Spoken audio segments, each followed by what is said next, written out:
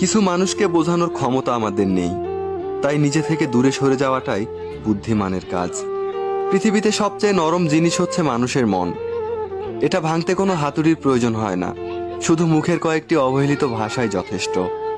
পৃথিবীতে সবচেয়ে আপন মানুষ হলো মা। কেউ যদি অবহেলা করে, দোষ তার নয়, দোষ নিজের। কারণ তার কাছ থেকে তুমি বেশি আশা করেছিলে। তুমি যদি গরিব হও, তাহলে তোমার নিজের আত্মীয় তোমাকে দেখে এড়িয়ে যাবে।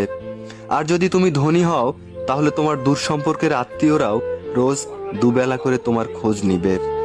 সময় থাকতে প্রিয় মানুষটাকে মূল্য দিও, হারিয়ে গেলে কেঁদে কি লাভ। সম্পর্ক টিকিয়ে রাখার ইচ্ছা যদি দুপাশ থেকেই থাকে, তবে কোনো সম্পর্কই ভাঙা সম্ভব নয়।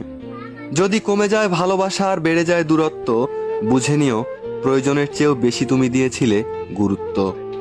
মায়া ত্যাগ করতে শেখো, দেখবে কষ্ট এমনিতেই কমে যাবে। যে যত বেশি ভালো সরল মনের মানুষ হয়, তাকে তত বেশি কষ্ট সহ্য করতে হয়। নিজেকে এমনভাবে তৈরি করো যে তোমাকে ছেড়ে চলে গেছে সে যেন তোমার জীবনে ফিরে আসার জন্য আফসোস করে।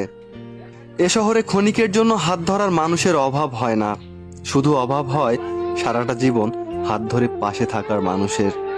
জীবনে দুই ধরনের মানুষের থেকে দূরে থাকবেন, এক ব্যস্ত মানুষ, দুই অহংকারী মানুষ। কারণ ব্যস্ত মানুষেরা নিজের ইচ্ছা ছাড়া কথা বলে না, আর অহংকারী মানুষেরা নিজের স্বার্থ ছাড়া পাশে থাকে না। কিছু কিছু সম্পর্ক শেষ হয়েও হয় না, একজন হয়তো বদলে যায়, কিন্তু অন্যজন সেই সম্পর্কের